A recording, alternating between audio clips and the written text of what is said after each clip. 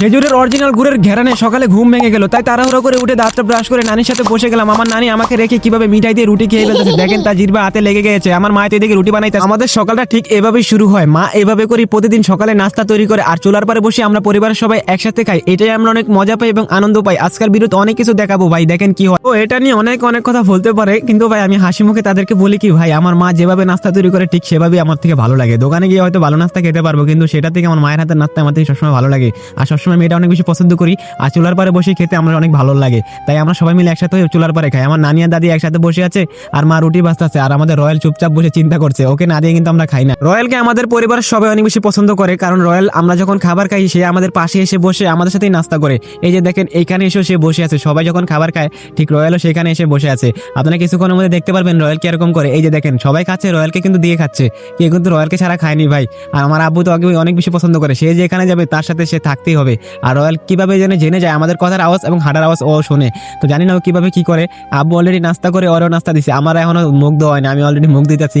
আর আমরা এইভাবে প্রতিদিন কলে মুখ দিই, কলেই গোসল করা হয়, কলেই আমাদের সবকিছু করা হয়। এই কল থেকে আমাদের পানিও নেওয়া হয়। এই যে দেখেন অরিজিনাল খেজুরের মিঠাই, এটা রস দিয়ে তৈরি হয়েছে, এটা দিয়ে রুটি দিয়ে খাওয়া হবে। সবাই এটা দেখাচ্ছে, তো আমি তো এরকম খাই না। আজকে চিন্তা করলাম সবার সাথে একত্রিত হয়ে খাবো।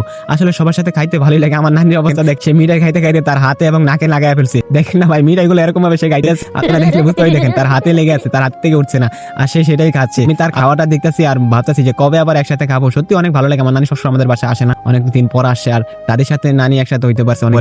আর সে দেখেন কিভাবে খাইতেছে, তার হাতে একটু লেগে গেছে। সবাইকে একসাথে দেখতে পারেন, আমার মনটাও ভালো হয়ে যায়। এই যে দেখেন আমি সবাইকেই পেয়েছি, আমার দাদিকেও আমি দেখেছি, আমার নানিকেও আমি দেখেছি, আর তাদের সাথে আমি অনেক দুষ্টামি ফাইদামিও করেছি, আর অনেক ভালোবাসাও পেয়েছি তাদের থেকে। অনেক ভালো লাগে ভাই। আমাদের সকালটা ঠিক এভাবেই শুরু হয়, ফ্যামিলির সবাই একসাথে নাস্তা করি আর একসাথেই খাওয়া দাওয়া করি। এই চুলার পরে আমাদের খাওয়া দাওয়া হয় বেশি। আর এই যে আমাদের সেই রয়্যাল, ও তো আমাদের পাশেই থাকবে। আমরা যারাই যখন খাবার খাই পরিবারের সবাই, তাকে একটু হলো দিয়ে খাই, কেউ কিন্তু না দিয়ে খাই না ভাই। সে আমাদের সাথে সবসময় নাস্তা করে। তো আমি নাস্তা করছি আর নানি দাদির দিকে তাকাচ্ছি। আর খুব একটা কথা মনে পড়ছে, আজকে যদি আমার দাদা থাকতো তাহলে আমাদের সাথে তো নাস্তা করতো। সে আমাদেরকে রেখে অনেক আগেই চলে গেছে। সবাই আমার দাদার জন্য একটু দোয়া করবেন। গরম গরম রুটি ভাজতেছে আর এক এক করে নিয়ে খাচ্ছি। আমার নানি রুটি আমার আগে খেয়ে ফেলছে, এখন চা খাইতেছে, কিন্তু আমার দাদি এখনো খেতে পারে নাই। নানি কিন্তু আগে খেয়ে ফেলেছে, একটু খেয়াল করলে দেখতে পারবেন। নানি এবং দাদি অনেকদিন পরে তাদের দেখা, খুবই সুন্দর লাগছে এই জিনিসটা দেখে। তারা একসাথে মিলেছে, একসাথে কথা বলতে পেরেছে, অনেক ভালো লাগছে। আর আমি একটু চা খাইলাম, যে জিনিসটা খাই না আজকে তাকে পেয়ে সেটাও খাইলাম। রুটিগুলো কামড়ায় টাইনে সিরা খাইতেছি, আর ভালো লাগতেছে। গরম গরম রুটি মা ভাজতেছে, চুলার পাত থেকে উঠে খাইতেছি। আমাদের সকাল এভাবেই শুরু হয়, আবার এভাবেই শেষ হয়। এই যে নাস্তা করতেছি, কিছুক্ষণ পরে সব নাস্তা শেষ হইব, আবার সবকিছু পরিষ্কার করে দুপুরে রান্না শুরু হবে।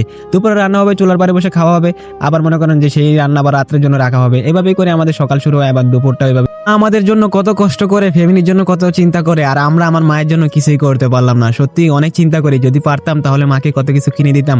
সত্যি শখ আছে, সামর্থ্য নেই, কথায় আছে না ভাই। এই যে দেখেন চুলার পারে বসে, তারপরে অল্প একটু বসছিলাম, কিন্তু এত ভাই গরম, মা এখানে বসে প্রতিদিন রান্না করে। এখন ঠান্ডা তো তেমন বোঝা যায় না। আমার দাদির হাতে অল্প একটু মিঠাই আছে, সবাই মিলে মিঠাইটা খায় শেষ করে ফেললাম।